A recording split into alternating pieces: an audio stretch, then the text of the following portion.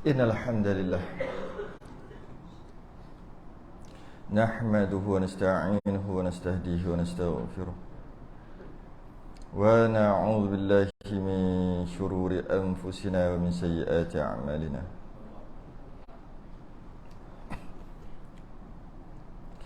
Man yahdihillahu fala mudilla lahu wa man yudlil fala hadiya lahu. Asyhadu an la ilaha illallah wahdahu la syarika lahu wa asyhadu anna sayyidana Muhammadan 'abduhu wa rasuluh. Allahumma salli wa sallim wa barik ala sayyidina Muhammadin al-fatih lima ughliqa wal khatim lima sabaqa nasiril haqqi bil haqq wal hadi ila siratikal mustaqim. Sallallahu alaihi wa ala alihi wa ashabihi haqqa qadrihi wa miqdarihi al-azim. اللهم نور بالكتاب بصري وأتلق بلساني واشرح به صدري واستعمل به جسدي بحولك وقوتك فإنه لا حول ولا قوة إلا بك سبحانك لا علم لنا إلا ما علمتنا إنك أنت العليم الحكيم ولا حول ولا قوة إلا بالله العلي العظيم أما بعد. Alhamdulillah, terafa'an kesyukuran pada malam ni sambung kitab idaman penuntut.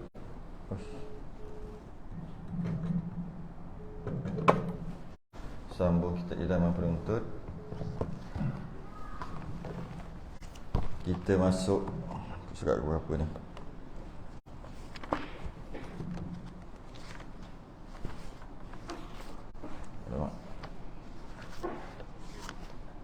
Muka surat 44 Rumi yang ke-6.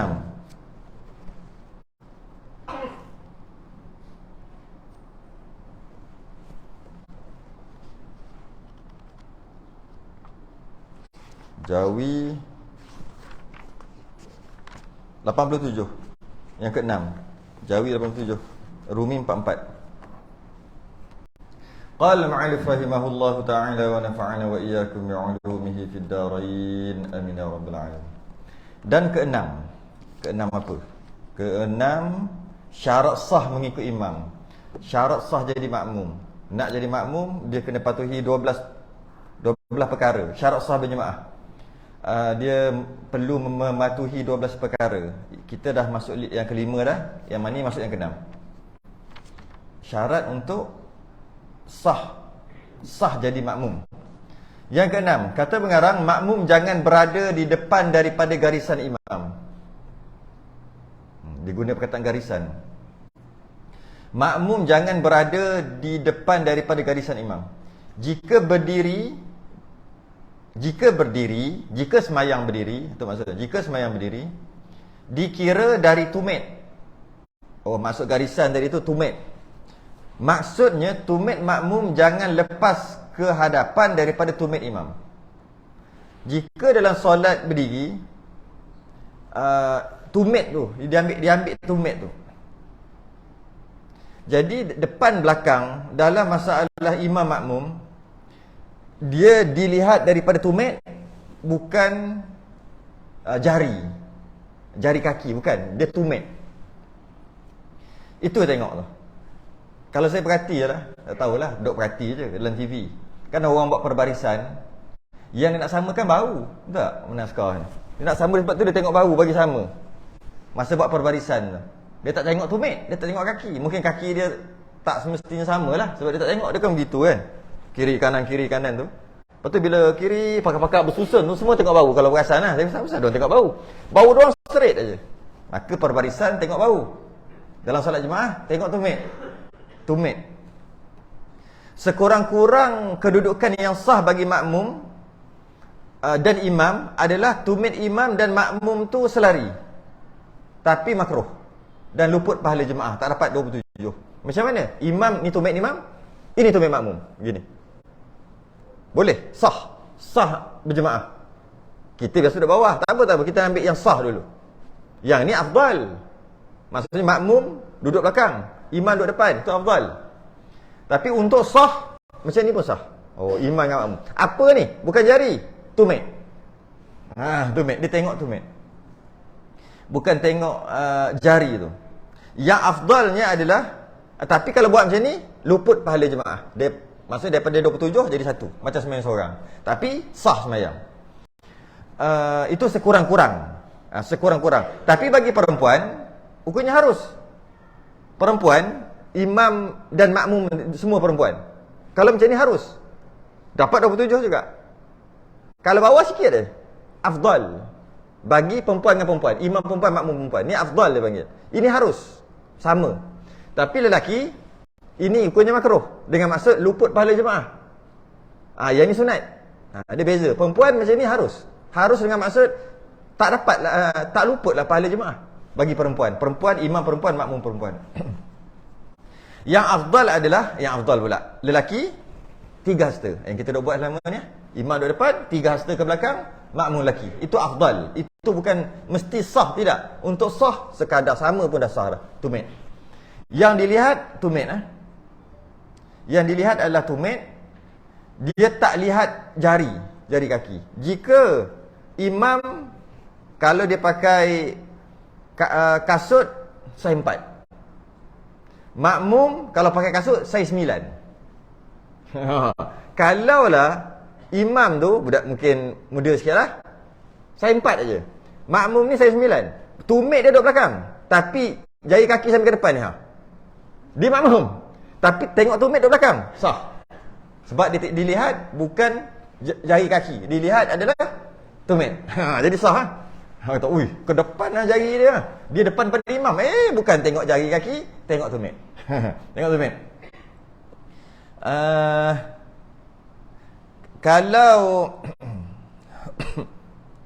Kalau imam seorang, makmum seorang, imam seorang, imam lelaki seorang, makmum lelaki seorang. Kedudukan dia adalah tumit imam dan jari makmum selari. Macam itulah lebih kurang. Ni tumit imam, ini jari. Duduk kat sini semua boleh. Sini semua boleh. Takkanlah nak tepat-tepat kot macam ni, tapi lebih semua boleh. Sini boleh. Mana ini boleh, sini boleh sampai sini. Boleh. Yang biasa kata seorang-seorang kan kita duduk rapat kan. Bukan sini. Sebab saya perhati ada juga orang sembahyang di jauh juga. Mau sejengkal daripada tumit imam tu. Ada sejengkal. Sini. Taklah sampai ke belakang sampai 3 hasta macam kita duk buat solat ramai-ramai, bukanlah, tapi nampak jarak tu. Tidak, sepatutnya paling jauh pun jari kaki selari sebaris dengan tumit imam. Ataupun atas sikit. Sini cantik kan? Sini kawasan ni. Itu kalau imam lelaki, makmum lelaki, seorang-seorang. Tapi kalau makmum 2 orang je lelaki, automatik 3 hasta ke belakang. Macam kita dah buat lah. Dua ke atas, 3 hasta. Kalau perempuan, imam lelaki, makmum perempuan, seorang-seorang. Suami isteri lah kot. Dia tak duduk gini, tidak, duduk belakang. Kalau makmum lelaki seorang, makmum perempuan seorang, ni biasa kat rumah lah kan, dengan anak isteri. Makmum lelaki seorang, makmum perempuan seorang, makmum lelaki macam ni juga. Dengan imam, makmum perempuan belakang. Sikit lah berkaitan perkara tu. Kalau imam makmum duduk gini, imam lelaki, makmum lelaki duduk gini, seorang-seorang, bukan duduk gini, hukumnya makruh. Makruh dekat makmum, bukan dekat imam, dekat makmum. Kerana makmum lelaki duduk seorang tak nama saf. Kalau duduk seorang dia tak nama saf. Aku duduk saf pertama, tak. Dinamakan saf bagi makmum lelaki adalah 2 orang ke atas, baru nama saf. Kalau seorang dia tak nama saf. Jadi dia duduk seorang-seorang, hukumnya makruh. Sebab tu dia kena duduk sini. Kat sini, dekat.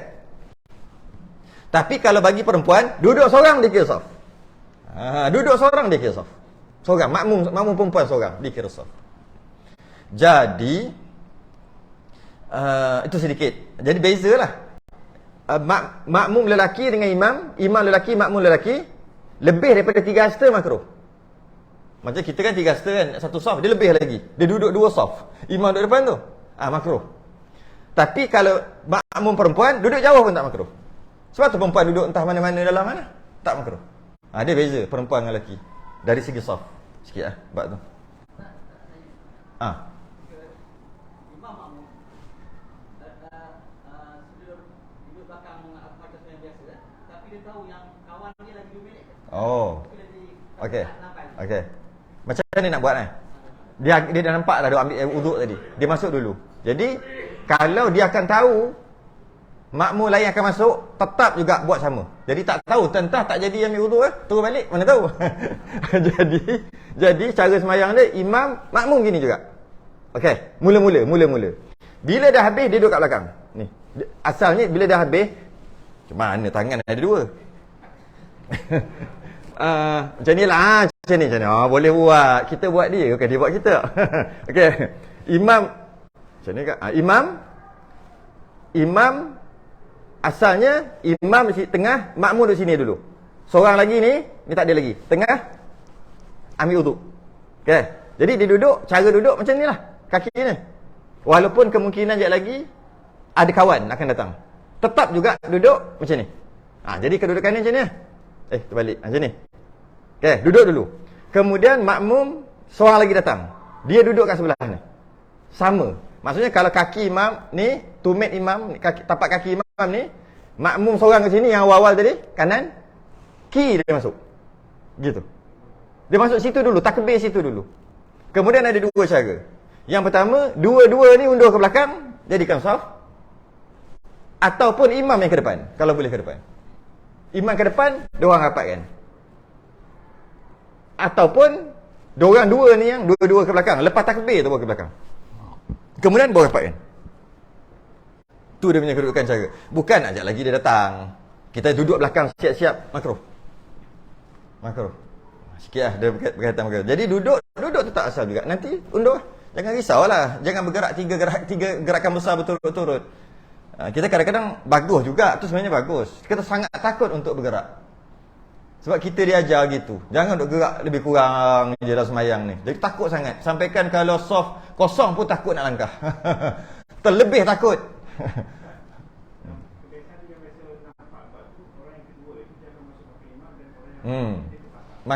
Makruh dekat yang masuk lambat tu. Yang masuk ketiga. Yang masuk tu makruh dekat dia. Tak makruh dekat makmum ni sebab mana dia tahu makmum pertama.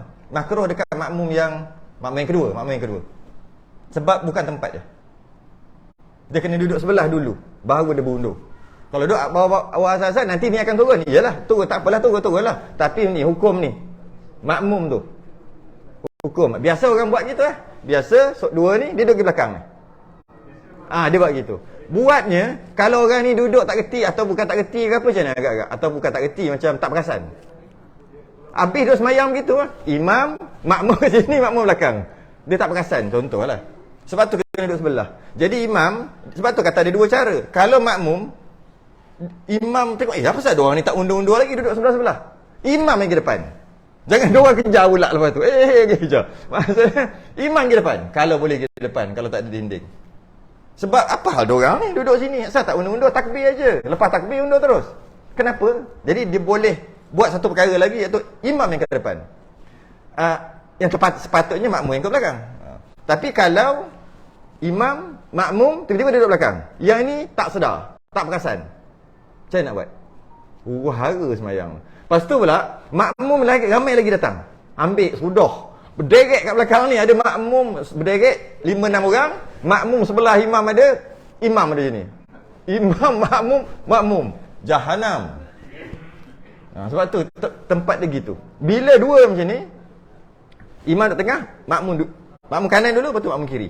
Makmum kiri tu bukan nak suruh duduk, sekadar takbir, nak bagi tahu kat imam ada orang kat sebelah, dah ada 2 orang makmum. Dan nak bagi sedar juga makmum yang satu lagi yang masuk awal nak bagi tahu aku duduk sebelah ni. Tu je, lepas tu duduk situ. Lepas takbir tu hundur. Kalau tengah sujud, memang duduk situ. Duduk gitulah. 2 makmum ni. Kalau tengah sujud kan, tengah sujud. Jadi nak pergi ke depan macam mana? Takkan nak kesok gini. Batal. Jadi semayanglah duduk antara sujud dalam keadaan gitu. 3. Makmum ketiga katalah dia takbir, terus dia sujudlah sebab imam sujud kan. Sujudlah. Jadi macam itulah kedudukannya. Mula-mula duduk di antara 2 sujud. Sujud. Tiba-tiba ada tahiyat awal pula, tahiyat awal dulu. Duduk gitu. Bila bangun rakaat ketiga, baru undur. Sebab takkan nak bergerak ke depan ketika duduk, ketika sujud. Gitu. Undur itu. Tak ada. Jangan, batal. Tu kaedah dia sebenarnya. Cuma kalau buat juga yang makmum awal tak ada masalah. Makmum awal, makmum nombor pertama. Yang masalah dekat makmum yang kedua. Masalah kat makmum yang kedua, dia hukumnya makruh. Kalau datang dua orang terus. Kalau datang dua orang terus, dua-dua tu duduk belakang. Ya.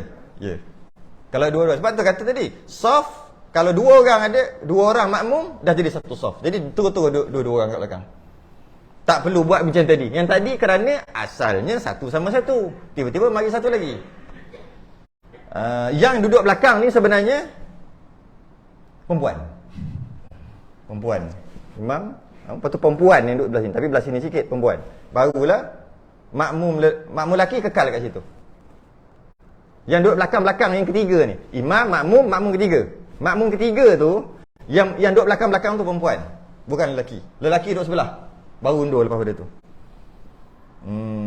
Okey. Ada lagi dia cerita kat bawah nanti. Dia baca.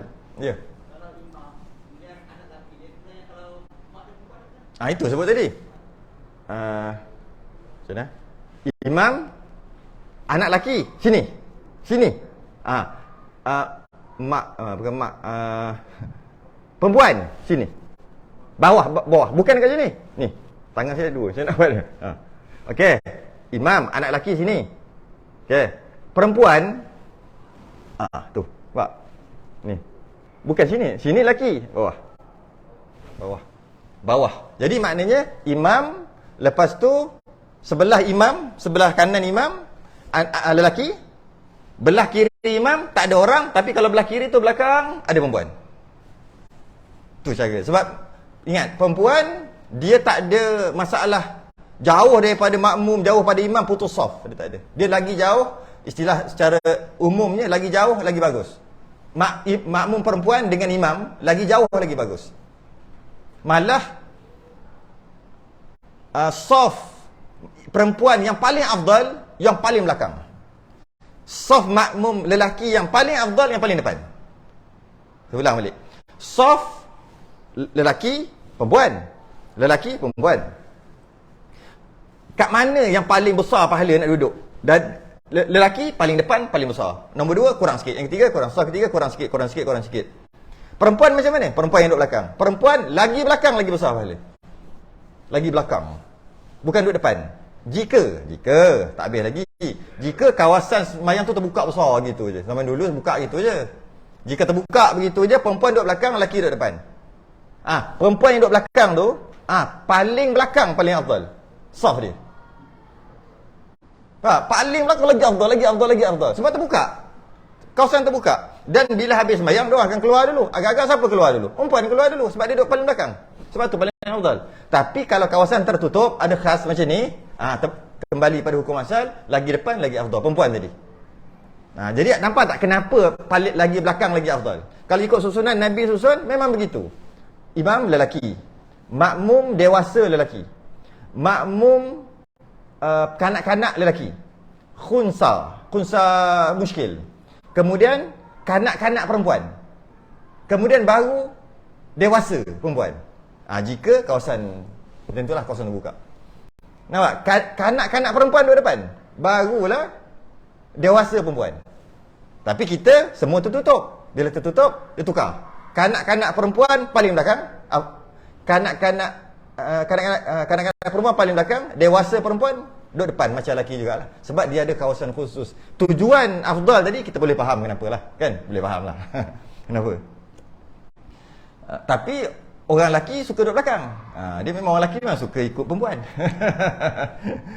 Kalau ada kosong, sila. Saya ni nak jenis perempuan. Kita kan jenis perempuan. Lelaki tapi jenis perempuan. Suka duduk belakang-belakang. Itu perempuan. Masalah perempuan pula suka duduk depan. Allah, pelik lah. Perempuan pula suka duduk depan-depan. Terbalik kot. Dunia dah nak kiamat. Terbalik. Perempuan suka ke depan, lelaki. Kalau kita tengok bab mengaji bersama. Kalau bab kita ada pengajian ke apa kan, cuba tengok. Perempuan dengan lelaki. Kalah. Yang lelaki ramai maghrib sebab semayang. Cuba tak ada semayang waktu duha. Cuba tengok lelaki berapa orang. 1-2 orang. Lepas tu, lepas satu dua orang, segan terus tak datang lah. Perempuan tengok berapa ramai. Habis ni ramai maghrib. Maghrib ramai terpaksa. Sebab nak sembahyang maghrib. Cuba tengok duha sebagainya. Terbalik. Sedangkan perempuan, laki yang patutnya mengaji. Perempuan duduk rumah, laki dia ajar perempuan. Terbalik. Zaman dah akhir zaman kan. Nak kiamat dah. Semua terbalik. Allah. Dan dikira. Sambung lagi. Oh, kejap. Belum habis lagi. Panjang bab ni. Sebab soalannya. Dan dikira dari papan punggung pada yang sembahyang duduk. Pada yang sembahyang duduk dikira tumit tadi dengan punggung lah. Samalah kita punggung tu kan. Punggung duduk punggung tu. Maknanya bukan tumit dah lah. Sebab kalau tumit entah mana tumit dia duduk. Jadi ketika katalah contoh solat duduk. Imam duduk kat depan. Makmum duduk kat belakang. Dan makmum ni solat duduk. Jadi nak tengok tumit tak boleh lah sebab dia solat duduk. Tengok punggung. Belakang punggung tu lah. Punggung tu. Jadi kalau kita panggil ni duduk lah. Imam berdiri, makmum seorang duduk. Duduk sini tu, tengok kat punggung dia. Punggungnya straight. Bukan, punggungnya belakang. Daripada tumit. Daripada tumit imam. Dia tengok punggung. Jadi kalau imam sembahyang duduk, makmum berdiri, sama juga. Imam sembahyang duduk, makmum berdiri, seorang satu sama satu. Tengok punggung imam dengan tumit makmum. Macam itulah. Senang kita kalau duduk, gantikan tumit dengan punggung. Punggung tu maksud itulah. Yang ni belakang. So punggung dia. Kalau sembahyang duduk. Jadi kalau sembahyang duduk atas kursi, maknanya tengok punggung lah. Maknanya kaki kursi belakang sama dengan kaki orang. Betul tak? Kaki orang. Kaki kursi belakang tu mewakili kaki dia. Habis nak sama kaki kursi belakang tu sama dengan kaki orang sebelah. Sebab ada orang dia letak kaki kursi depan. Dia samakan tumit juga. Kaki dia. Tapi dia duduk ke belakang. Kesian orang belakang. Tak boleh lah soft. Habislah soft satu soft. Sebab dia letak kaki kursi yang depan. Untuk bagi kaki tu sama tumit dengan jiran sebelah. Dengan makmum sebelah. Menyebabkan punggung dia tekan belakang. Maka hilang satu soft kat belakang. Tidak. Bukan caranya gitu. Caranya kaki kursi belakang mewakili kaki dia. Untuk sama dengan kaki ataupun tumit makmum sebelah-sebelah. Susah buat ni. Okey.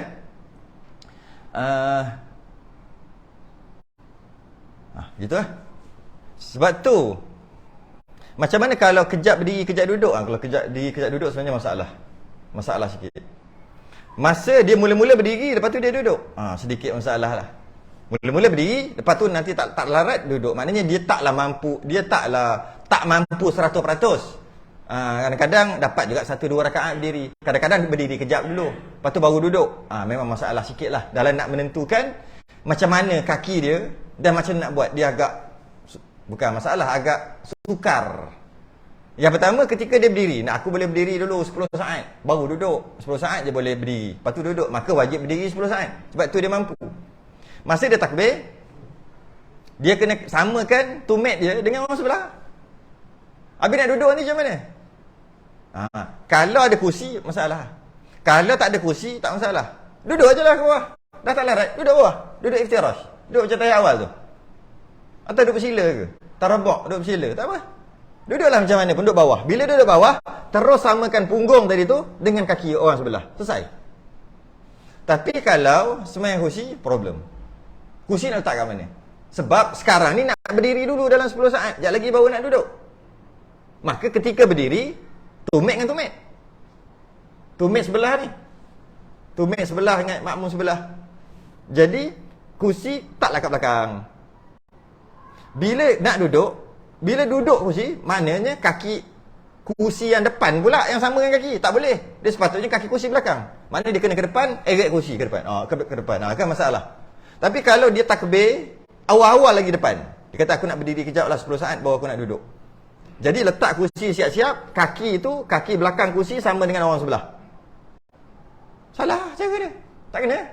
Sebab masa takbir tu, tumit duduk mana? Tumit duduk depan daripada orang lain. Tumit dia duduk sini, tumit orang lain duduk sini. Kejap lagi baru sama punggung. Itu kejap lagi. Maka kat situ ada hukum makruh. Lepas dia dah tak larat, dia pun duduk. Bila dia duduk, baru sama. Yang 10 saat dia berdiri, yang duduk jauh daripada orang tu apa cerita?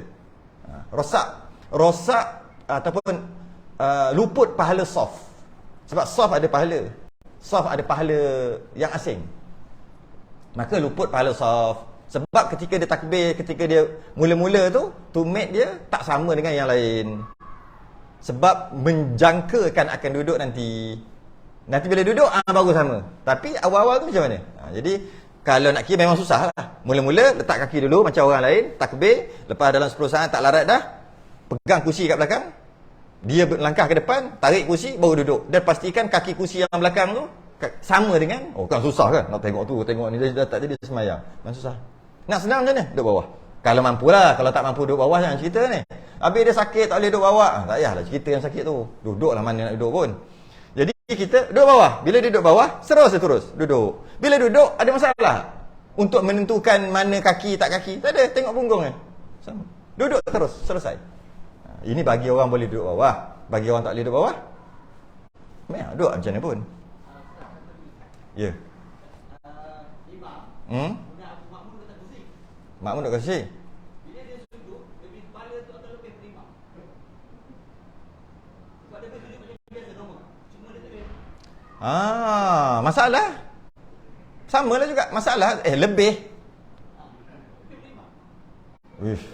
Macam mana boleh lebih pada imam? Maknanya lebih pada makmum yang lain kot. Lebih pada imam. Oh, seorang-seorang. Cakap seorang-seorang. Jauh. Gegasi apa semayang jauh gitu. Okey. Cakap satu-satu. Ketika satu-satu. Imam berdiri, makmum duduk. Jadi, tetap juga tumit imam dan punggung makmum. Tumit imam ni, punggung makmum kan. Tapi duduk. Sebab tu tengok punggung, bukan tengok tumit. Bila nak sujud, dia nak sujud betul-betul, sujud yang sempurna. Bila sujud sempurna, terus ke depan, batas mana? Batal. Jadi mungkin orang macam ni dia kena duduk belakang. Kat situ habislah pahala soft. Habis. Oh, tengoklah pahala soft habis ataupun tidak. Dia buat tu boleh tak buat cara lain?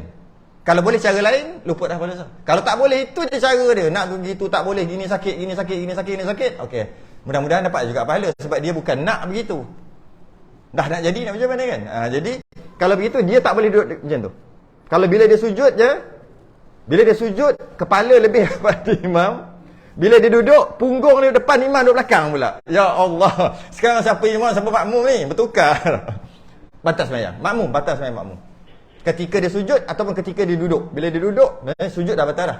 Ketika sujud tu batal. Sujud batal. Jadi maknanya dia terpaksa lah duduk belakang macam ni. Jauh sikit, rugi pahala soft kat situ. Tak apalah pahala soft tolak satu, yang penting tak batal. rugi pahala soft makmum tadi. Kemudian bila dia nak sujud, dia sujud, kepala dia kat sini. Kepala imam kat sini. Kalau tu. Dia jauh sikit. Itu pun itu special case. Special case jangan, dia tak boleh buat hukum. Benda tu special case. Dia tak boleh kata gitu gini sebab benda sakit. Bila benda sakit, dia tengok keadaan. Kadang-kadang okey je, kadang-kadang tak okey. Itu special case. Betul juga tak terfikir. Betul juga tu. Memang ke depan, batal. Dia sama dengan makmum yang tak samakan soft. Tengok satu lagi. Makmum soft yang pertama dia tak samakan tumit. Okey. Imam duduk depan, tak ada masalah makmum tu soft. Tak ada masalah. Makmum yang tak samakan tumit, tak samakan tumit soft yang pertama, tak ada masalah soft. Cuma rugilah pahala soft. Tolak satu markah. Pahala soft. Orang sebelah dia macam ni, orang sebelah dia gini. Orang sebelah dia gini pula, tak sama. Tumit. Tak ada masalah dari segi sembahyang jemaah sah. Cuma rugi pahala saf sebab luruskan saf, istawu i'tadilu, luruskan dan rapatkan saf tu, dia tak luruskan, dia tak rapat, dia tak luruskan. Maka tolak satu markah. Okey. Tak ada masalah sembahyang sah. Apa dia? Tak dengar. Tolak dia saja, tolak dia. Yang tolak semua, yang tolak semua bila seorang tak ada. Seorang terputus saf. Bila putus saf, daripada situ ke belakang semua putus, semua tak dapat. Sebab tu pada orang depan yang salah, orang belakang tak luput pahala saf. Tolak satu juga yang belakang. Bila tak penuh, mana berputus daripada makmum jadi. Maka yang ke belakang tu putus. Sebab tu yang tu geram sikit. Aku tak salah, kau yang tak nak naik, jadi bengang sikit. Tapi yang tadi tak putus, cuma luput pahala luruskan saf. Okey, sambung. Bila tak sama, imam ada kat depan, no problem, tak ada masalah dari segi sah. Tiba-tiba imam batal. Imam batal pula kalau ketika berdiri tu okey lagi. Ketika duduk, maksudnya ketika sujud, duduk di antara sujud, imam batal. Imam batal belah. Kalau ketika sujud susah juga. Dia nak kata macam mana makmum lama yang sujud, tengok angkat-angkat imam tak ada. Kita buat contoh ketika duduk di antara dua sujud lah. Duduk antara sujud ataupun masa nak bergerak, Allah daripada sujud ke duduk di antara dua sujud tu tengah bergerak, Allah put, Allah bunyi tu, kentut, batal. Maksudnya makmum dah bergerak. Bergerak-gerak, bila imam batal, belah, keluar. Mesti ada ganti. Mesti lah kena, yelah, taklah mesti, tapi gantilah. Malulah kalau tak ada orang ganti. Takkanlah seorang pun tak boleh ganti. Takkan seorang pun tak tahu nak ganti. Tahu ganti ketika berdiri. Ketika duduk tak tahu. Leceh. Kuliah sebulan 40 kali, tapi tak tahu benda ni. Dah berpuluh-puluh tahun kuliah benda. Sampai kan tak, itu pun tak tahu. Kalau kuliah ada sebulan 4 kali, bolehlah maaf. Kuliah sebulan 40 kali. Lepas tu pula guru berpuluh guru, dan pula tu 10 tahun tak reti lagi. Salah ngaji ni, salah silibus ni, salah mata pelajaran ni.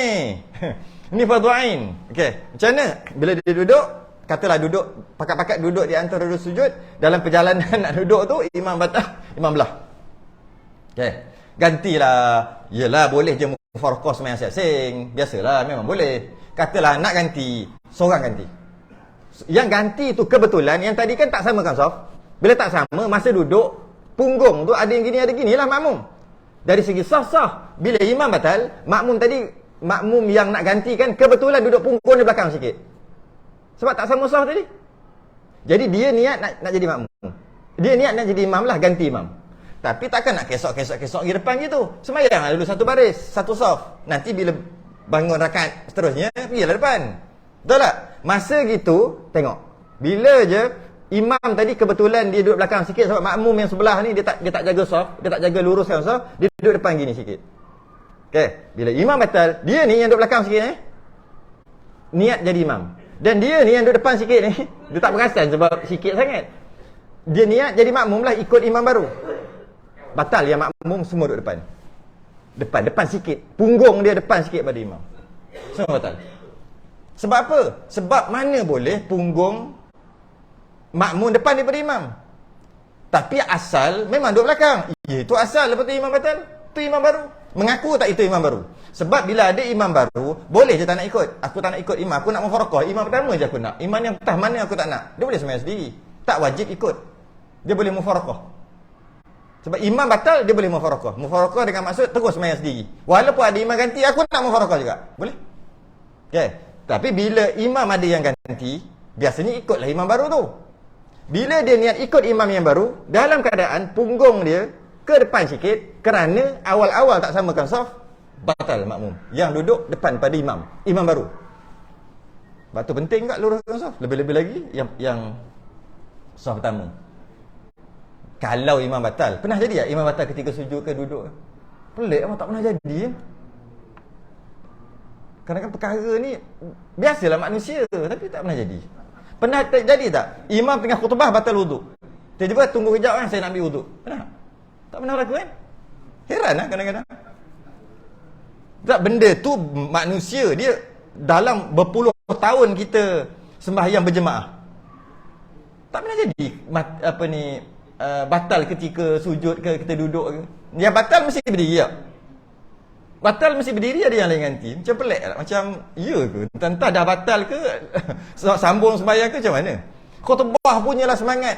Dalam berpuluh kali, beratus ribu kali dah. Kita dengar khutbah Jumaat. Tak pernah kita dengar tiba-tiba khatib batal. Sebab ketika nak tidur khatib, dia wajib ada wuduk. Jika batal, Semangat sangat. Ittaqullah. Terkentut. Semangat sangat. Dia wajib turun ambil wuduk. Dia tak boleh teruskan. Dia tak boleh. Aku teruskanlah baca khutbah ni. Nanti suruhlah imam 2, imam 3, imam 4 jadi imam. Aku pergi ambil wuduk. Tak boleh. Batal. Tak boleh. Tak sah sembahyang Jumaat. Dia kena ada wuduk. Jadi kita selalu tengok ada tak khatib yang tiba-tiba je belah gitu. Sebab dia kata dia batal. Saya tak pernah jumpa. Hidup lama dah rasa. yang nak katanya pelik. Cuma ada dua perkara. Mungkin orang tak tahu, dia batal pun dia teruskan. Boleh jadi gitu tak? Ataupun memang tak terjadi lah. Macam biasa benda-benda pelik mesti jadi sekali-sekala tak? Dah hidup 60 tahun takkan tak pernah jadi sekali-sekala. Sekali pun tak pernah jadi. Heran lah. Heran. Patut jadilah benda pelik. Imam rakaat terlebih biasalah jadi. Mungkin berapa 10 tahun sekali. Okey lah. Kalau sebulan 4 kali problem imam tu. 10 tahun sekali jadi imam terlebih terkurang biasalah. Normal lah. Tapi kenapa batal ketika sujud, ketika tak tahu lah. Tak faham, tak kenapa. Bimbang takut dia dah batal. Dia terus sembahyang pura-pura terus sembahyang. Bimbang takut macam tu. Ketika khutbah dah batal, tapi tak dia tak tahu hukum tu. Kena khutbah dalam keadaan berwuduk. Tak tahu ah. Tak baca kitab kita hari ni. Tak apa.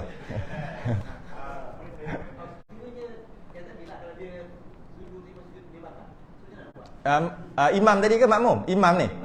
Imam batal ketika sujud. Oh. Benda yang tak berlaku tu yang seronok bincang tak? Tak apalah. Itu fiqh. Fiqh dia gini ah. Fiqh ada jika maka. Siapa yang suka jika maka, sebenarnya otak dia otak fiqh. Jadi dia belajar agama melalui fiqh dulu baru ikut lain. Jadi baru semangat. Sebab setiap orang dia ada kecenderungan sendiri. Ada orang tu dia suka agama melalui jalan tasawuf. Baik dulu gitu gini, baru belajar tauhid, belajar fiqh gitu. Ada orang dia suka kat tauhid. Sikit-sikit Tuhan. Semayang salah. Sebab salah betul semayang tu fiqh. Dia mula belajar tauhid, kena dia pergi ke fiqh. Ada orang dia suka fiqh. Daripada fiqh tu jangan kekal di fiqh saja. Teruskan fiqh tu dalam masa yang sama tauhid tasawuf. Sebab 3 perkara ni. Tauhid, fiqh, tasawuf. Ada orang yang suka jika maka. Apa? Istilah dia panggil jika maka. Jika maka. Yang tadi jika maka lah. Cuma ada jika maka saya yang kena jawab. Jika dia bagi jika. Itulah fiqh kalau nak tahu. Itulah fiqh.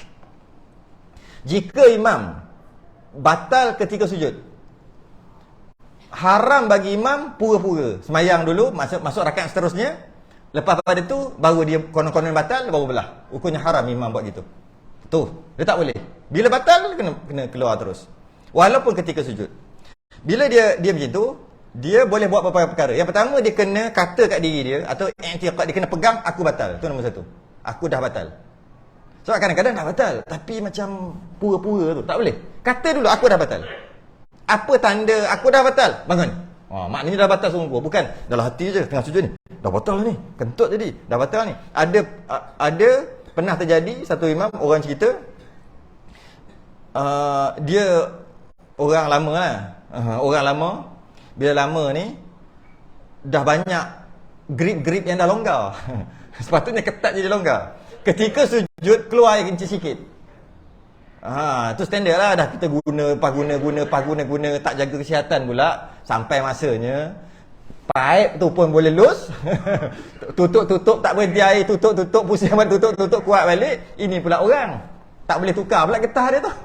Jadi bila gitu, masa dia sujud, ada tekanan-tekanan, organ-organ yang tertekan, terkeluar sikit. Terasa keluar. Samalah hukum ni. Lebih kurang sama. Sama ada sujud terkentut atau sujud terkeluar air kencing sikit, dia sedar. Batal lah? Batal. Macam mana dia nak buat? Pertama, dia kena kata aku batal. Tandanya, bangun. Bangun lah. Tengok, wah macam ni orang sujud. Tengok, ramai. Batal. Lepas tu, dia boleh buat 2 perkara. Yang pertama, dia boleh cuek yang agak-agak pandai. Mana pandai? Ni kot. Aku angkat, cuek boleh, angkat boleh. Biasanya angkat sikit lah. Angkat kalau kuat tu orang tahu ada sesuatu. Bila dia bangun, dia tengok kita, dia tahu dah. Dia tak ada. Tak ada. Memang teruk orang macam tu. Dia bila dia pun bangun. Dia tengok orang. Dia mesti tahu dah apa benda batal ni. Takkan dia berdiri. Tak payah nak klik kening-kening. Mic, minta mic. Tak payah. Tapi elok mic tu. Mic tu yang batal tadi, imam tadi bagi. Bukan bagi. Kepit. Dekat imam baru. Kepit. Sebab kesian kat belakang ni. Tak maksud dia angkat ni kan angkat tadi. Cuek biasa orang risau siapa ni? Jin ke kacau aku sembahyang ni. Ke setan angkat sikit, kuat sikit. Dia akan tahu mesti ada sesuatu. Maka dia akan angkat. Bila dia angkat tu dia tengok kita. Dia tengok dia tahu dah. Iya, dia tak payah loading lama. Apa hal ini? Apa pasal imam ni? Ini mazhab baru ke? Tak ada. Dia tak ada loading. Dia tup dia tahu dah. Oh, okey. Ini dia batal, dah tahu. Cuma sekarang ilmu dia lah pula.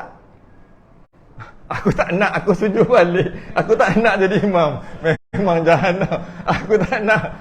Aku sujud. Dia sujud balik batal. Makmum tadi sujud balik batal. Kalau dia tak nak jadi imam pun mufarakah bangun sendiri. Kalau dia tak nak jadi imam. Yang imam tu pula sudah yang pertama tak mau dah. Dia carilah yang kedua. Dia kena bangun niat mufarakah, bangun, jangan tu cara dia nak buat. Okey. Macam dia kena cari orang lain pula. Kalau dah semua tak ada, pakat tak ada. Nanti dulu. Jadi dia boleh satu, dia angkat yang mana dia agak yang pakai jubah, janggut ada sikit panjang-panjang. Selalu kalau kuliah pegang kitab, cari yang tu lah. Jangan cari yang jarang-jarang ada tak ada. Payah. Dia bila macam tu agak dia faham, orang tu boleh faham, angkat. Bila dia angkat, dia terus ni dia niat imam, kita pun ambil, letak. Kalau tak letak pun dia kena kuatkan suara pandai-pandai ya. Yang letak ni untuk memudahkannya, letak mic. Pakaikan mic ke. Okay. Nanti dia pun Allahu Akbar teruslah. Satu cara lagi boleh, dia bangun, dia kata Allahu Akbar. Allahu Akbar, blok lari. Sebab kalau tidak, makmum tu bila nak bangun? Tunggu je, rasa lama dah ni, habis terik ni. Angkat-angkat imam tak ada. Imam sudah lari. Jadi dia keluar tu, dia kata Allahu Akbar sambil berjalan tu. Supaya mana-mana tu siapa-siapa angkat kepala. Bila angkat kepala tengok imam tak ada, tahu imam batal. Nak buat macam mana? Macam tadi. Salah seorang niat jadi imam, yang lain dan dia kuatkan suara, yang lain tu tahulah dia nak ganti, ketika berdiri baru pergi ke depan. Yang cantik bukan cakap tu. Itu yang cara yang kedua. Cara yang pertama adalah yang tu yang cantik, yang betul. Iaitu angkat seorang. Dia sama macam dia banyak soft, imam soft. Kemudian dia seorang lambat datang. Dia duduk seorang je belakang soft tu. Soft yang kelima dia duduk seorang. 4 penuh. Seorang. Dia nak duduk seorang tu hukumnya makruh sebab seorang tak jadi soft. Dia kena dua kan lelaki tadi. Dia pun kena cari tengok mana macam dia yang pakai jubah, janggut panjang sikit. Kalau pakai serban nak cari yang tu. Kalau faham lah, kita dia ni faham ni. Takbir dulu Allahu Akbar, cuek dia undur ke belakang. Sama je sebenarnya dalam kaedah dia. Dia akan undur ke belakang. Dan kita kena pastikan dia tu tahulah. Kita cuek. Kalau dia undur ke belakang. Bila dia undur ke belakang, yang tepi ni semua pergi ke tepi, rapatkan balik. Jadi kat belakang soft yang kelima ada 2 orang, maka tak ada makruh kat situ. Bukannya cuek dulu. Tak. Takbir dulu. Cuek-cuek ni lah yang ada dekat tarik orang untuk sama-sama masuk soft. Cuek nak jadi makmum tak ada. Tapi dikiaskan. Boleh jadi haram? Boleh. Ketika kalau dia Allahu Akbar baru cuek, kias tu kita terimalah. Walaupun tak perlu pun. Masa takbir tu Allahu Akbar kuat sikit, dia tahulah ada orang nak jadi makmum. Tak perlu cuek-cuek. Tapi nak cuek juga Allahu Akbar, cuek. Bolehlah terima walaupun pendapat dhaif. Yang haram cuek dulu. Allahu Akbar. Sebab tak semayang lagi, mana boleh kacau orang semayang. Kalau Allahu Akbar tengah semayang, aku bukan kacau, itu imam nak jadikan imam. Walaupun tak disuruh pun cuek. Cuma dikiaskan daripada nak tarik orang pergi ke belakang bersama soft. Yang kata seorang dia seorang-seorang tadi. Itu ada dalam syariat. Iaitu takbir dulu, cuek mana kita semayang belakang orang yang agak pandai, yang rasanya pandai. Cuek dulu. Bila cuek, dia pergi ke belakang. Kalau cuek, dia tak pergi ke belakang, tahu dia tak tahu. Bila dia tak tahu, kita makruh kat belakang. Salah pilih orang, nak macam mana? Macam tahu. Tengok-tengok tak tahu. Macam mana? Orang sebelah dia pakai seluar jeans aja. Pakai jeans t-shirt dia pula perasan, dia pula pergi belakang. Kadang-kadang pakaian nak azan. Tak ada. Oh, tukang azan tak ada, hilang. Oh, ada. Ingatkan lari yang tukang azan. Jadi kita Dia cepat aku. Gampang aku itu. tangguh dulu kejap. Kita sambung sikit lagi selepas azan.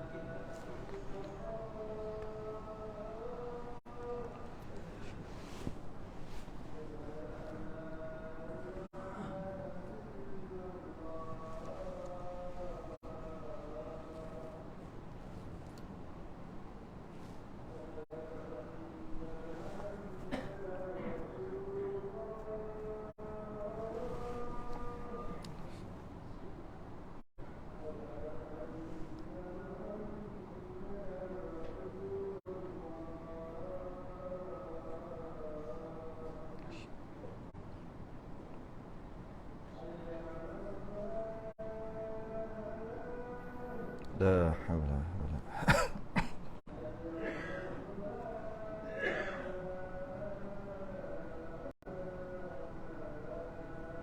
la haula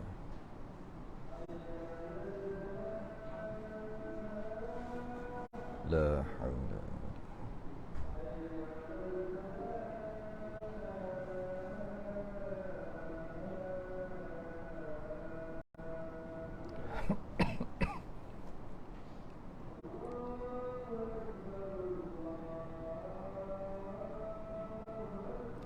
Allahu akbar Allah.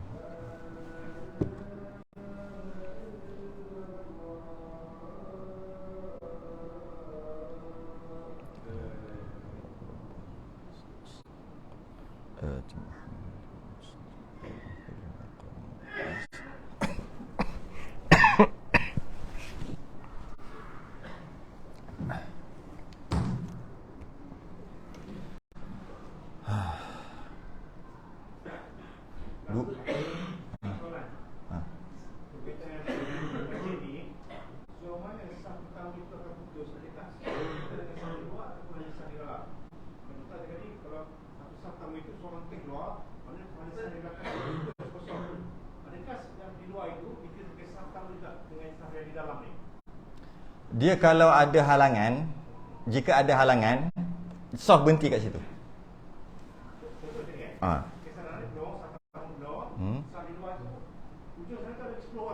Ya. Ya. Okey. Saf berhenti dekat halangan. Bila ada je halangan, saf berhenti kat situ. Jadi kalau sebelah halangan tu tak ada orang pun, dia tak panggil putus saf. Jadi kalau dalam ni saf putus di situ. Maksud putus tu bukan orang sembahyang belah sana tak dapat pahala jemaah, bukan. Maksud putus bila saf penuh sampai ke dinding, sampai ke ujung dinding ni, kalau nak sembahyang kat belakang boleh. Tak dikira putus saf. Tapi kalau nak sembahyang keluar pun boleh. Nak sembahyang di luar dengan maksud tembok tu. Langgar tembok tu keluar pun boleh. Boleh dengan maksud tak putus saf. Tak, daripada makmum kepada imam tak putus. Tak putus. Sebab itu halangan je dia boleh jadi dua hukum. Bila ada halangan, dia boleh jadi berhenti kat situ, dia boleh jadi sambung. Bergantung pada kita nak buat apa. Jadi kalau katalah sembahyang dalam ni, tiba-tiba kat luar tak ada. Kalau nak kira pakat-pakat putus saf Malah banyak masjid itu yang ada kiri kanan, lepas tu ada tepi-tepi tu. Beranda dia tu. Pakat putus saf. Tak putus. Bila saf yang pertama sampai ke dinding je, saf kedua tak putus dah. Yang luar tu kalau orang sembahyang masih dikira saf pertama. Nilai dia saf pertama.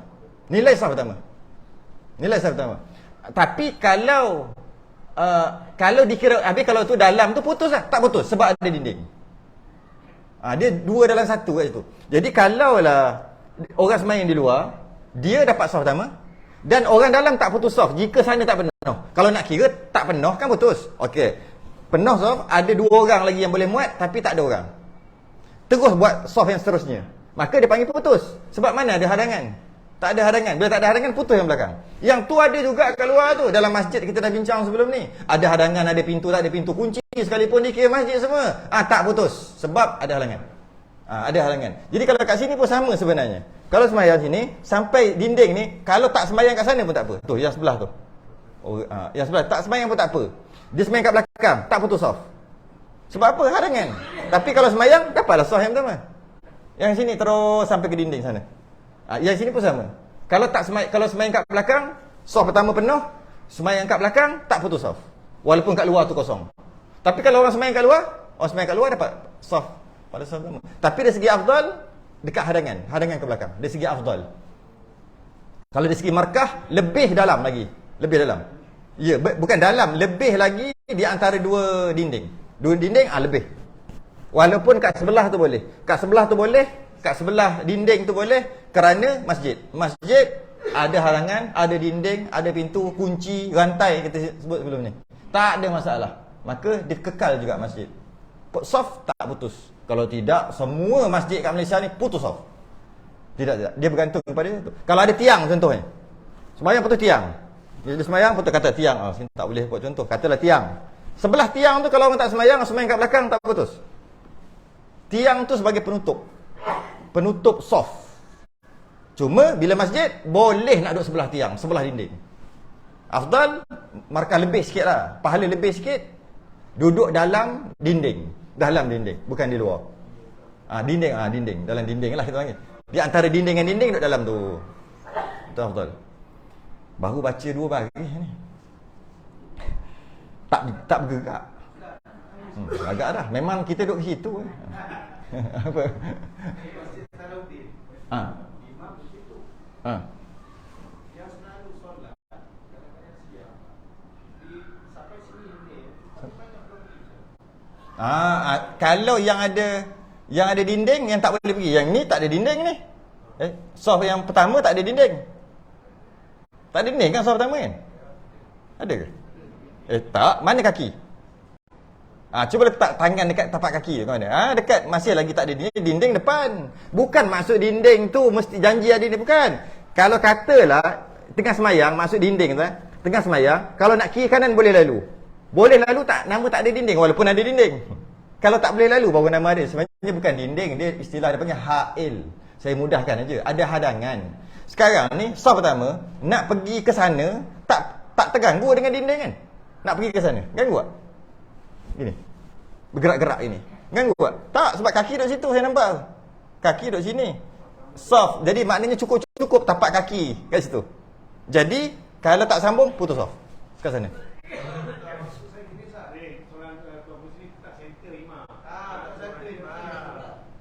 Oh, tak center. Oh, tak center. Oh, cakap tak center. Okey. Tak center. Dari segi center tu, cakap lah. Kita biasa duduk London. Cakap Melayu. Baru belajar cakap Melayu. Cakaplah tak center. Ingatkan cerita pasal dinding ni. Kalau dinding ni memang kena penuh kan. Tapi yang itu tak apa. Soh yang kedua. Soh yang kedua tak apa. Kalau tak ada belah sana. Sebab ada dinding, tak boleh pergi sana. Soh ketiga tak boleh. Soh keempat tak apa. Soh kelima, oh gila-gila je. Soh pertama boleh. Tak, maknanya kena penuh kan. Saya nak sambung yang saya salah faham tadi. Soalan salah faham tadi. Soh pertama boleh penuh tak apa. Perlu dipenuhkan. Sebab nanti putus soh. Soh yang kedua tak perlu penuhkan ke sana sebab ada dinding. Soh ketiga perlu. 1 2 3. Soh ketiga. 1 2 tak boleh. 3 boleh. 3 perlu penuhkan sampai ke ujung. 4 perlu penuh sampai ke ujung. 5 tak apa kalau tak sampai ke ujung, sampai dinding aja. 6 tak nampak dah. 6 boleh sampai ke ujung. 7 tak nampak Tengok gitulah. Sebab dia ada dinding. Dinding tu boleh stop. Cuma orang nak sembahyang sana boleh juga. Sembahyang sana sebab masjid, sembahyang sana boleh. Tapi kalau nak stop pun boleh. Okey, jawab soalan yang ni pula. Tak center. Dia gini. Dia asalnya Kalau ikut asal, yang terbaik center lah. Center lah yang terbaik. Tengah-tengah, imam tengah-tengah. Tapi kalau bukan dia menandakan dia kurang fadilat ke tidak. Dia gini. Asalnya imam duduk depan. Kita ambil ni secara umum dulu. Makmum 2 duduk kat sini. Bagi center. 3 di sini. Okey. Bila dah ada 3, dia jadi masalah sikit. 3, orang akan tambah kadang-kadang 4, 5, 6, mereka sini banyak. Lepas tu sini seorang 2. Jadi baru tak center kat situ. Pernah berlaku satu peristiwa zaman Nabi. Orang pakat-pakat tambah belah kanan. Sebab kiri dengan kanan afdal kanan. Kanan imam. Kalau imam sini afdal sana. Kanan. Jadi Nabi sembahyang, kiri ada 2-3 orang. Kanan tu. Jadi sengit sebelah. Tak balance. Jadi tengok tak balance. Sebab nak fadilat kanan. Sehingga kan tak balance. Nabi kata, siapa yang penuhkan kiri dapat 2 pahala. Pahala balance, pahala balance kan, dan dapat pahala soft daripada kanan. Sebab yang kiri nak menolong bagi balance. Dapat 2 pahala. Pakak penuh pula belah kiri. Jadi kanan nak dapat pahala kanan. Kalau duduk belah kiri tak dapat pahala kanan. Tapi dapat pahala bagi balance. Itulah. Jadi pakat-pakat kita dapat faham kat sini. Yang terbaik yang Nabi susun bagi balance. Imam, makmum 3 orang, lepas tu kanan kiri, kanan kiri, kanan kiri, kanan kiri, kanan kiri. Kaedah dia adalah makmum lagi dekat dengan imam lagi afdal. Jadi bila nak tambah pastikan dekat dengan imam. Daripada peristiwa tadi ulama istinbat hukum lagi dekat dengan imam lagi afdal. Faham tak? Bila nak masuk sembahyang lagi dekat. Imam, makmum ada. Sekarang tak kisahlah saf pertama, saf kedua, saf ketiga. Nak duduk kat mana ni? Ada 3-4 orang. Nak duduk belah sini ke nak duduk belah sini? Mungkin saf pertama, mungkin saf kedua, saf ketiga, tak kisah. Yang penting nak masuk sembahyang, nak duduk belah sini ke nak duduk belah sini? Cara nak pilih adalah kalau ukur mana lagi dekat dengan imam. Kalau ukur tengok. Kalau kat sini ini imam, kat sini ada 4 orang, kat sini ada 3 orang. Sini 4, belah kanan imam 4, belah kiri imam 3. Maknanya yang lagi dekat dengan imam yang nombor 4 kiri lah. Sebab yang kalau kita duduk yang 4 orang tadi jadi 5. Yang 5 kan jauh kalau ukur. Ambil tali tip ukur. Agak-agak. Itu kaedah dia. Itu jika tidak ada halangan. Tak ada dinding lah. Tak ada halangan, itulah yang ideal. Bila dah ada halangan macam ni, tak terpakai lah tadi. Nak macam mana? Bila begitu, habislah. Tak ada lah. Macam tu je lah. Tak ada masalah. Dari segi masalah tak ada, makruh pun tak ada. Cuma tak boleh buat yang ideal, yang awal-awal Nabi suruh buat gitu. Jadi kita hanya boleh dekat imam, lepas tu makmum kat belakang. Lepas tu kanan. Lepas tu kiri. Itu dia punya start. Lepas tu kanan. Lepas tu kiri. Lepas tu kanan, lepas tu kiri, lepas tu kanan tak boleh masuk dah. Ada dinding. Kanan tak boleh masuk dah. Kiri. Macam tu cara dia. No problem. Hukum makruh semua tak ada. Sebab ada ha'il, ada hadangan menyebabkan tak boleh nak buat kiri kanan. Jadi ke kiri sampai habis. Kalau dia sembahyang kat belakang, saf yang kedua sebab nak dekat dengan imam, dia akan rugi pahala saf. Pahala saf lagi besar dengan pahala dekat dengan imam. Dia pun tak apalah sana jauh dengan imam. Aku duduk belakang. Maka dia rugi, dia kena tolak pahala saf. Satu, pahala saf besar. Lebih besar daripada pahala dekat dengan imam tadi. Dekat dengan imam sekadar memilih 2 tempat, mana nak yang ni ke nak yang ini. Kita pilih yang dekat dengan imam. Tapi saf itu pahala asal. Sunat asal. Maka walaupun dia kata aku nak dekat dengan imam, tapi dia rugi besar, iaitu putus saf. Jadi ke sanalah juga, tak boleh lah nak sampai sini. Kena ke sana juga sampai habis. Bila habis, kat mana ni dekat tak ni? Adakah dekat sini kalau centernya, balance-nya kat sini? Kan dari segi saf kat sini lah, saf yang kedua. Tak. Yang dekat dengan imam lagi afdal. Jadi duduk walaupun sengitlah sikit belakang imam. Lepas tu kanan. Lepas tu kiri. Lepas tu kanan. Lepas tu kiri. Lepas tu kanan dah tak boleh masuk. Kiri. Habis. Bila habis pula, seterusnya belakang imam. Kanan kiri gitu. Kalau mengaji jumpa lah. Kalau tak mengaji tak jumpa benda ni. Tu kaedah senang, ambil kaedah tu. Dahulukan dekat dengan imam sehinggalah ada ha'il, sehingga ada hadangan. Waktu tu dah ada hadangan tu biarlah kat situ, teruskanlah yang sebelah lagi. Okey. Nak kena habiskan juga ni. Baru 6. Kita baca yang ke-6 dan kita masih lagi yang ke-6. Jadi masa berdiri, ulang balik masa berdiri, imam, kaki imam, tumit imam, makmum. Seorang satu sama satu kan? Ya. Mestilah belakang. Sama kalau lelaki dengan lelaki hukumnya makruh. Sama. Kalau yang satu sama satu bawah sikit, tumit tu, tumit. Kalau dua orang makmum belakang. Itu kalau sembahyang berdiri. Kalau sembahyang duduk, kalau makmum duduk, imam duduk, makmum duduk, tengok punggung sama punggung yang makmum duduk belakang. Kalau imam berdiri, makmum duduk, punggung makmum belakang daripada tumit imam. Faham tak? Punggung ganti tumit. Kalau salah satu duduk. Kalau sembahyang duduk, kan ni. Dan dikira dari rusuknya. Ni, dia panggil rusuk. Dia panggil rusuk ni. Daripada rusuknya pada yang sembahyang berbaring. Allah, malu kita. Malu. Tahu tak malu? Baring pun dituntut jemaah. Sebab tu ada hukum ni.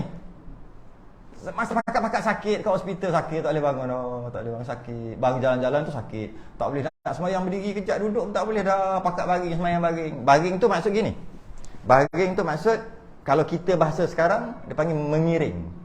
Bahasa dulu dia panggil baring. Bahasa sekarang dia panggil mengiring. Sebab step kita dah masuk, dah belajar sebelum ni dah. Step pertama berdiri, kalau tak mampu berdiri duduk, tak mampu duduk mengiring. Tak mampu mengiring baru melentang. Tak boleh lompat. Tak mampu berdiri melentang, tak boleh. Tak mampu berdiri duduk. Tak mampu duduk melentang, tak boleh. Tak mampu duduk mengiring dulu. Tak mampu mengiring baru melentang. Mengiring ni gini. Itulah mengiring tu. Ini. Jadi dalam keadaan mengiring sakit, ada 3-4 orang sakit, pakat-pakat sakit. Seorang kanser, seorang gout, macam-macam sakit. Yang kurang sakit ni sunat jadi imam, makmum lah ikut pakat-pakat mengiring. Malu, malu. Kita sihat tak datang jemaah. Malu. Hukum ni siapa nak amal? Pernah amal hukum ni? Solat berjemaah secara mengiring. Sebab apa? Tak sakit pun tak datang jemaah. Sakit tak ada harapan. Bila mengiring gitu, mengiring gini, imam dada menghadap kiblat, kita dah bahas dah sebelum ni. Dada menghadap kiblat. Ketika mengiring dada menghadap kiblat. Macam ni nak buat. Sana kiblat lah. Sini. Sini lah. Dada menghadap kiblat. Dada. Makmum macam mana nak buat? Sini kan. Okey. Ini sana kiblat. Sembahyang kiblat. Makmum duduk belakang sini. Dikira ni bahu atau rusuk dia panggil. Kalau ni kepala, ni rusuk. Jadi pastikan rusuk makmum duduk belakang. Rusuk imam duduk depan. Kalau makmum ni jenis apa dia panggil leher jinjang, leher panjang. Imam jenis tak ada leher.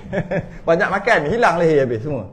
Jadi bila macam tu, kalau ukur bahu dengan bahu, kalau ikut daripada bahu ke atas, makmum punya kepala dah terlebih pada imam. Imam duduk gini. Makmumnya kepala duduk sini. Tapi kalau tengok bahu duduk belakang. Sebab dia leher jinjang. Bahu dia duduk belakang daripada imam. Sah.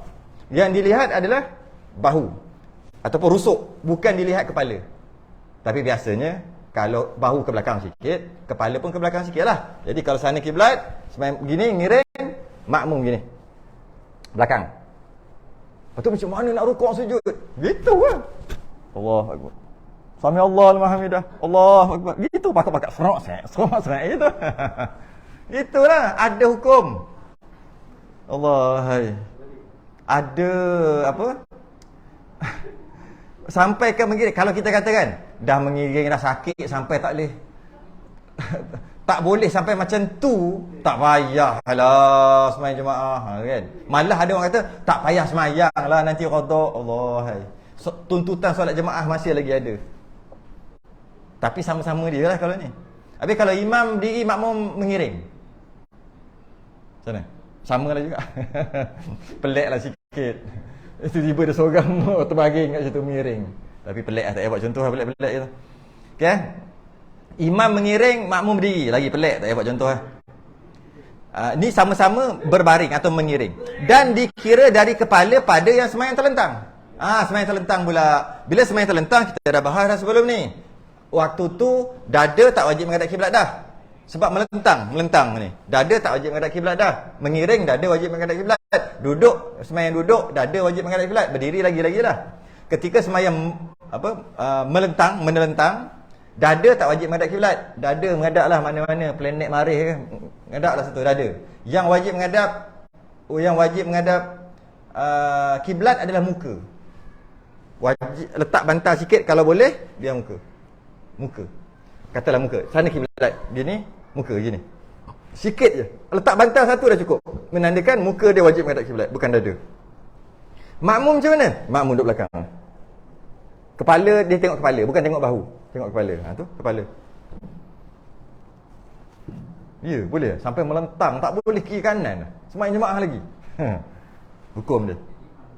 Imam, ada imam ada makmum begitu. Macam mana nak rukuk sujud? Gitu jelah. Allah, sami-Allah liman hamidah, Allahu akbar. Gitu. Saya melentang. Habis. Habiskan sampai kat situ. Kita mungkin sampai duduk aja kot. Duduk pun dah tak berapa nak. Kalau sembahyang duduk pun dah tak berapa nak. Ni dah. Okey. Tetapi ni yang terakhir. Allah, banyak soalan ni, tak habis satu pun ni. Tetapi sembahyang dikeliling Kaabah, makmum boleh lepas ke hadapan dekat dengan Kaabah daripada pihak lain. Yang ni boleh depan daripada imam.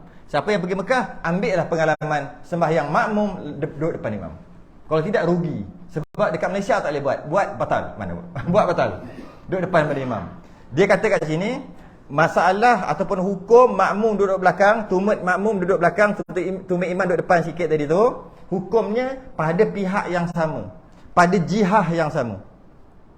Jihah ni macam mana? Macam mana nak cakap? Dia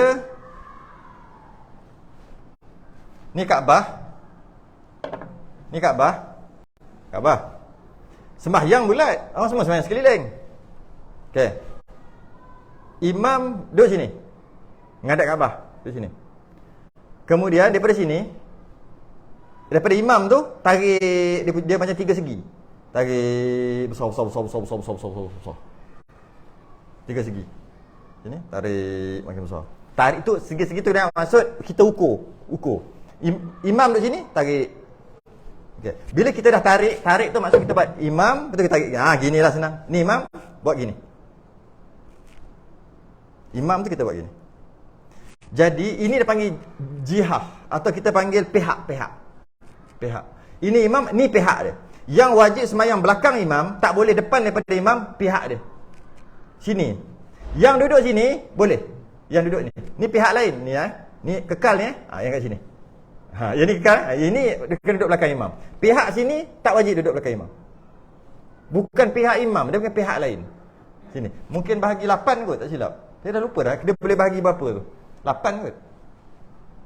4, 8, bahagi 8. Apa? Oktagon. 8 apa 8? Hexagon, bukan? Oktagon okta. Jadi 8. Jadi maknanya bila imam duduk sini, duduk situ, bagi 8 terus. Ni Kaabah, bagi 8. Apa? Istilah dia bahagilah kan? Bahagikan 8. Jadi, yang satu daripada 8, satu tu sahaja yang wajib duduk belakang imam. Tumit dia, iaitu pihak dia. Kalau orang tu sembahyang dekat sini, dia boleh duduk depan imam. Kalau imam kat sini, dia boleh sembahyang kat sini. Boleh. Sebab itu bukan pihak imam. Itu maksud, tetapi sembahyang di keliling Kaabah, makmum boleh lepas ke hadapan dekat dengan Kaabah daripada pihak lain. Maksud pihak lain tu, jihah lain.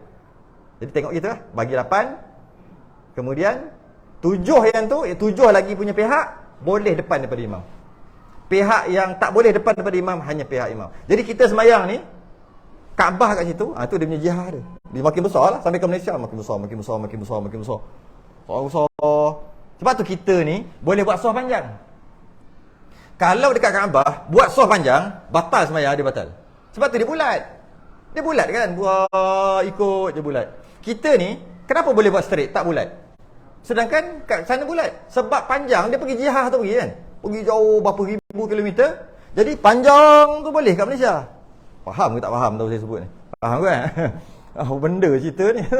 Jadi sampai ke Malaysia ribu-ribu kilometer, maka pihak ataupun jihah dia makin besar dia punya tu. Dia punya pihak tu makin besar, makin jauh, makin besar. Yang makin besar ni semua boleh lah buat soft panjang mana pun.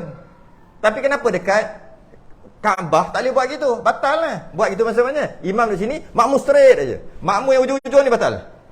Sebab dia bukan menghadap Kaabah dah. Dia menghadap entah mana punya rumah orang lain, rumah Pak Arab mana lah. Yang dia menghadap. Jadi dia kena menghadap Kaabah. Sebab tu dia jadi gini. Jadi gitu. Kalau faham, ambil. Kalau tak faham, bukan fardu ain. Wallahu a'lam. Ketujuh, bahawa ketujuh kita berhenti kat situ. Keenam, mana ketujuh? Ketujuh, niat mengikut imam bagaimana telah dinyatakan di awal fasa ini. Yalah, nak jadi makmum kenalah niat ikut imam. Kalau tak niat ikut imam, apa hal pula ikut imam kan? Jadi itu akan datang 9 lah. Tangguh dulu. InsyaAllah sekejap lagi kita ada pengajian Kifayatul Muhtadi dengan Misbahul Munir.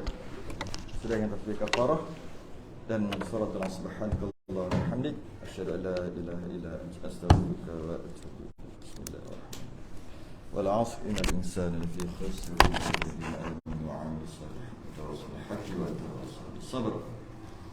Assalamu alaikum.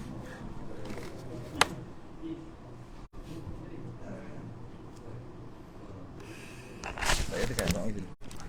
Dah tutup ah? Tak boleh sini.